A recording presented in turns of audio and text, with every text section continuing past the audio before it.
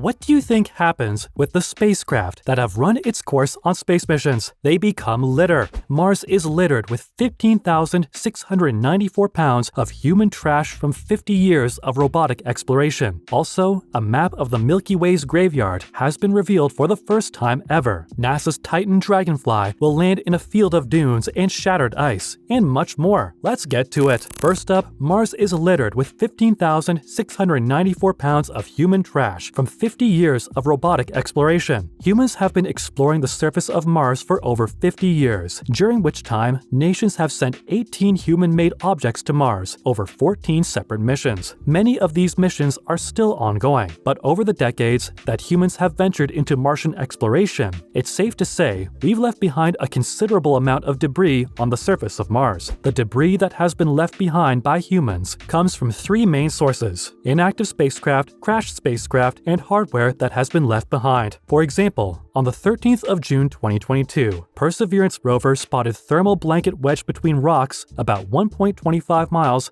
from where Rover landed, and both Curiosity in 2012 and Opportunity in 2005 came across debris from their own landing vehicles. In total, there are 9 inactive spacecrafts on the surface of Mars, and at least 2 have crashed, with the remaining 4 having lost contact before or just after their landing. With a little bit of quick math, adding up the mass of all the spacecraft that have ever been sent to Mars, which is about 22,000 pounds, and subtract the weight of current operational spacecraft, about 6,306 pounds, you're left with 15,694 pounds of human debris on Mars. The main concern scientists have about the trash is the risk it might possess to missions, but they also say the debris is important because of its place in history and the story it tells about our exploration of the planet. Following, a map of the Milky Way's graveyard has been revealed for the first time ever. For as many stars that are born, many more have died in all the eons that our galaxy has existed. But they didn't just vanish. In reality, the galaxy is haunted by the corpses of long-lost stars that died billions of years ago, went supernova, and morphed into 2 types of objects. The outer layers have been blasted away by the force of the dying explosion, and the core either entered the afterlife as an extremely compact neutron star or collapsed in on itself to form a black hole. What remains is known by scientists as the galactic underworld, which has kept its secrets hidden from us until now. This historic map was created by astronomer David Sweeney and his colleagues at the University of Sydney and reveals many more secrets of the universe that were previously hidden from us. And what they found was that the galaxy's catacombs are 3 times the Milky Way's current height. The reason it took so long to map out the Milky Way's graveyard is because the Milky Way looked drastically different in the times that these ancient and very dead stars were alive and well. So much so that even the Milky Way's spiral arm we know so well wasn't even fully developed yet. Next, NASA's Titan Dragonfly will land in a field of dunes and shattered ice. NASA's Titan Dragonfly will be launched in 2027 and is set to arrive on Saturn's largest moon, Titan, in 2034. Dragonfly is a rotorcraft that will explore Saturn's moon by air and will have the capacity to take off all on its own. But before it can start its mission, a safe place to land, which it will do under a parachute, has to be found. And according to a new analysis of radar imagery from the Cassini spacecraft, NASA's Dragonfly will touch down on a terrain of dunes and shattered, icy bedrock. The chosen region will be the Shangri-La Dune Field, which is very close to the 60-mile-wide crater named Selk. The region was imagined by NASA's Cassini spacecraft during its mission to Saturn between 2004 and 2017, and a team of scientists, led by Leah Bonafoy of Cornell University, has taken a new look at that data in order to produce the most accurate assessment of the proposed landing site. While it can rain liquid methane on Titan,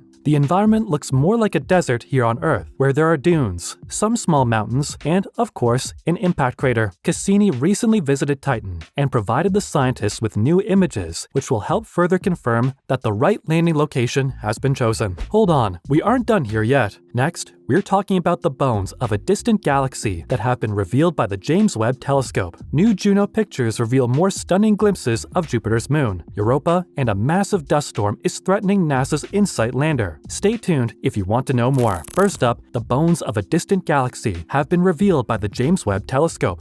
The James Webb Space Telescope, also known as the JWST, has taken new pictures which have revealed the hidden, gaseous bone structure of a distant galaxy. The extraordinary knot of gas, dust, and stars belongs to the spiral galaxy which has been coded IC 5332, which is located in the constellation Sculptor, more than 29 million light-years removed from Earth. Because its size almost perfectly aligns face-on with us here on Earth, its spiral arm can be seen with amazing clarity, which is why this isn't the first time pictures of IC 5332 have been taken. The galaxy is 66,000 light-years wide, about two-thirds the size of our own Milky Way, and was previously captured by the Hubble Space Telescope. But the Hubble isn't able to capture the infrared region of the electromagnetic spectrum, and the James Webb Space Telescope most certainly can. The result is an updated image that contains so many details that were previously obscured, and the two images look almost completely different. According to the ESA, the difference is because of the galaxy's dust, which is a lot more likely to scatter ultraviolet and visible light than the infrared frequencies available to the JWST. On top of that, the JWST is about 100 times more powerful than the Hubble Space Telescope, making it the most advanced telescope ever built.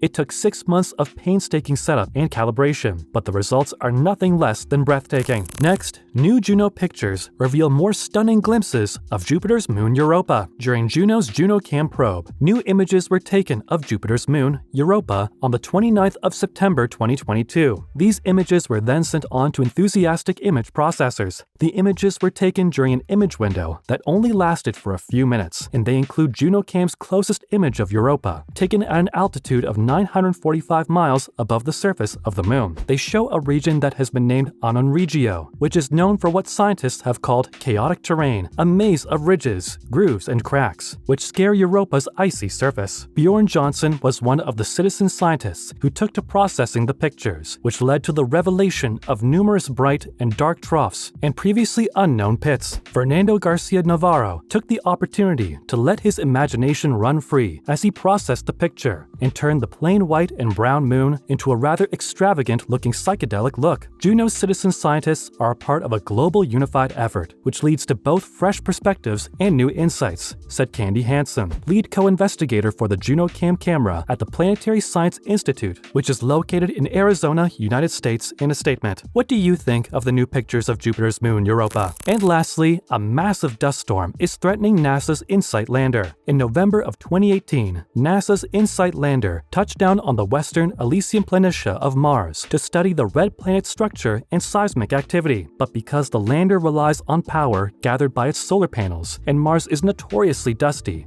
and has now dumped a considerably thick layer of said dust on the lander's solar panels. This has dramatically reduced the amount of power that the robot can generate. And while scientists have acknowledged for months that the mission's end was getting closer, it's still sad news to hear that the lander is finding its end in the darkness of a dust storm. Estimates earlier in the year had suggested that the mission might end in late summer of 2022, but a spate of quiet weather at the lander's location had added a few more borrowed months to that timeline. But the current dust storm that has enveloped InSight may mean the end of the mission after all. But the mission personnel have decided to keep the seismometer running for as long as possible, after initially trying to preserve energy to make the mission last as long as feasible. But that means that InSight won't be getting the command to end its mission. Instead, the lander will be made to continue until it finally runs out of power, after which it will simply fall silent. And that's it. What do you think about all the debris humans have left on Mars, without a human ever setting foot on the planet? Let us know in the comments what you think.